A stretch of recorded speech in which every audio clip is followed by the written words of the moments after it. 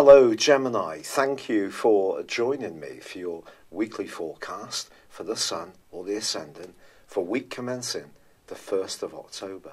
As you burst your way into this new month, the Sun is in an awesome angle with Mars.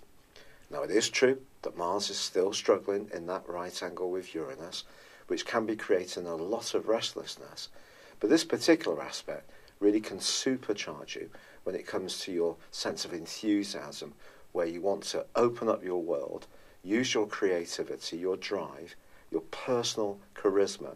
This is really a platform for you to really thrive. But this is a week, undoubtedly, when Mercury and Pluto are clashing too. It's possible you could encounter someone who is a bit of a killjoy. This person may be very persuasive, and it could be someone in a position of influence. If you have got an idea that you are so enthusiastic about, I think the trick is going to be to make sure the detail of it is really nailed down. Yet don't try too hard. If you get too caught up in the frazzle of the week, the Tuesday quarter moon suggests that you may end up buzzing around trying to pack so much in, it's a case of diminishing returns. So do plan what you're going to focus on. And the Sun later this week from Thursday is going to be squaring up with Neptune, which is ironic. So at the start of the week, we have the Sun in the explosively lively and driven angle with Mars, and by the end of the week there could be a sense of deflation that's coming, because Neptune tends to dissolve, erode, confuse, distort, and it is in the part of your scope that's to do with your worldly interaction. So when it comes to your creativity and your desire to have your voice heard, you need to have some clarity about how you approach things. And with Venus starting a backward journey in your sector of work as this week draws to a close, it is therefore going to be important that your personal relationships, your responsibilities and obligations around other people and also money are ordered to deal with the right angle between the Sun and Neptune, which can take the wind out of anyone's sails. I actually have this aspect in my natal horoscope, so it could make you profoundly more sensitive as this week draws to a close. It can be an asset for you, but equally you can't just expect to have unrestricted self-expression. It has to fit to what's accepted in the wider scheme of things, and that may mean fitting in with the rules and regulations or the expectations of a boss or an employer, even if you are feeling particularly creative and inspired, which is entirely possible this week. It's been a real pleasure being with you. I'd love it if you would like or comment on this video, or if you've yet to do so, please do subscribe to this channel. Thank you. Hello Gemini, thank you for joining me for your September monthly forecast. This is for the Sun or the Ascendant. I am sorry that I'm doing this a little bit later than I would like, but here goes. This month begins with quite a big focus, to be honest, on the part of your situation which is to do with your emotional bearings, your foundations. It's not just in terms of home, it can be where you feel most comfortable in your life in general. The atmosphere of situations is going to take on a much greater importance for you. Obviously your great gift is your mind and the ability to communicate with lots of different people in lots of different ways, very bright and articulatedly. But Mercury, your ruler, does come out of shadow early this month because it had been going backwards, as you know, since the 26th of July in the sign of Leo, which is all about your everyday thinking, your everyday thoughts. But because of that retrograde, although it's come to a close, it's coming back to the point at the start of this month where it emerges through the point where the retrograde began. So if there is something around a communicational issue which has seemed a little bit bogged down and not flowing quite as well as you would like, some early progress is possible from the 6th. There's also a quarter moon on that day as well in your sign. The suggestion here is that you may find yourself in the following week having to balance those more emotional and foundational issues that I spoke of with what feels comfortable for you as an individual. Someone around you may be a little bit out of sorts. This could be a family member.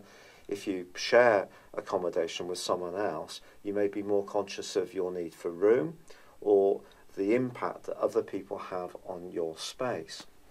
But by the 9th, well, Mercury then moves into the sign of Virgo, one of its 2 home zones along with yours.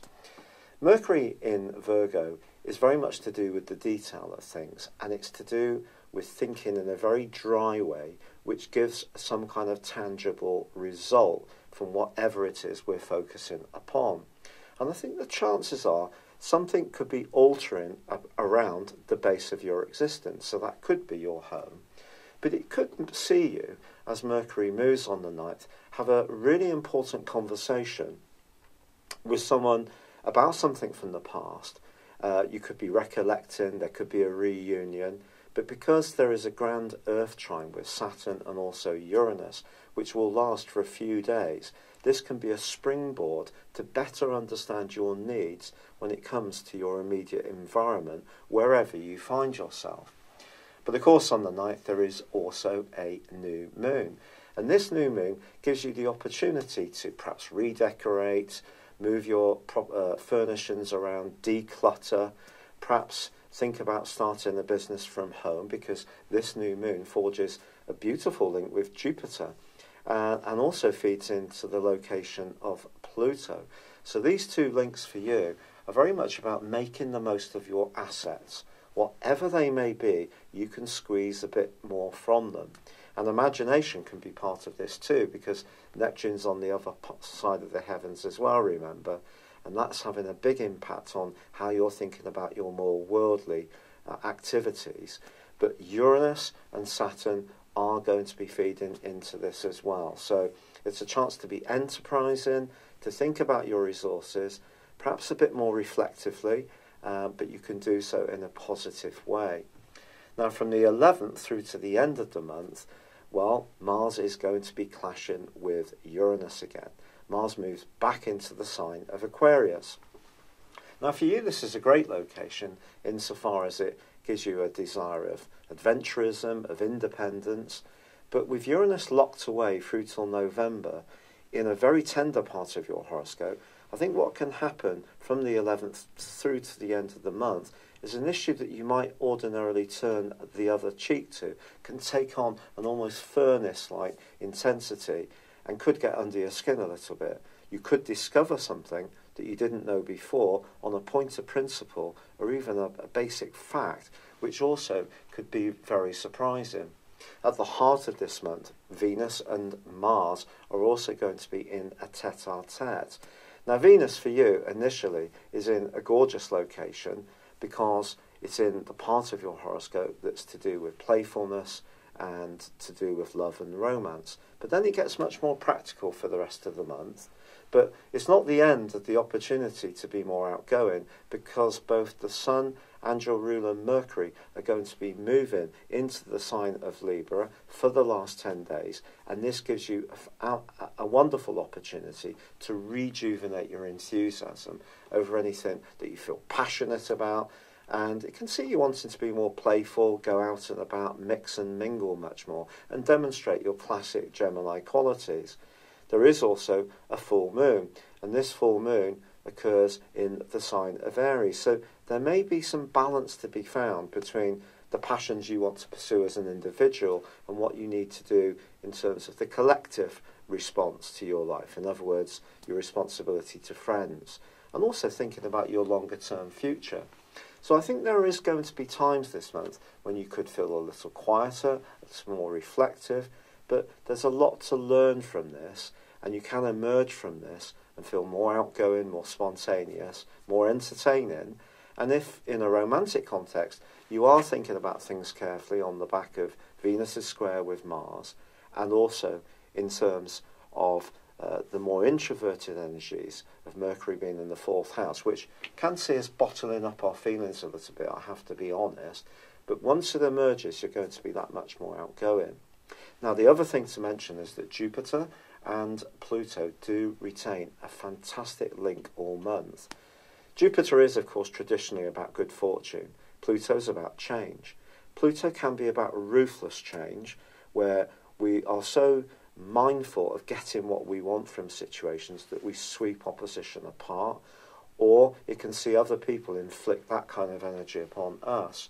Sometimes also Pluto will root out of our lives things that we're not even conscious that we don't really need anymore, and that can be very disconcerting too.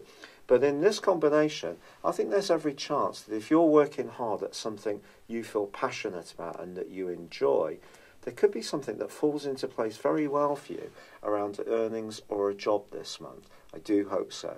It's been a real pleasure being with you. Thank you so much for all the wonderfully kind comments and feedback and suggestions about dealing with my rheumatoid arthritis. I sincerely appreciate it. I'd love it if you would like or comment on this video, or if you've yet to do so, please do subscribe to my channel. But for now, good luck and goodbye. Hello, thank you so much for watching my video. I'd love you to join me at my Horoscope Ace app. You can find this at www.horoscope-ace.com. You can use it through Android, iOS, Apple or Facebook. Check out your ascendant or your moon sign or download your free birth chart. There's all your favourite videos, plus there are daily, weekly, monthly and yearly horoscopes for general, love, Chinese and Indian astrology. If your passion is tarot, there's my brilliant 3-card money or love tarot readings too. And it's all there at www.horoscope-ace.com. Thank you.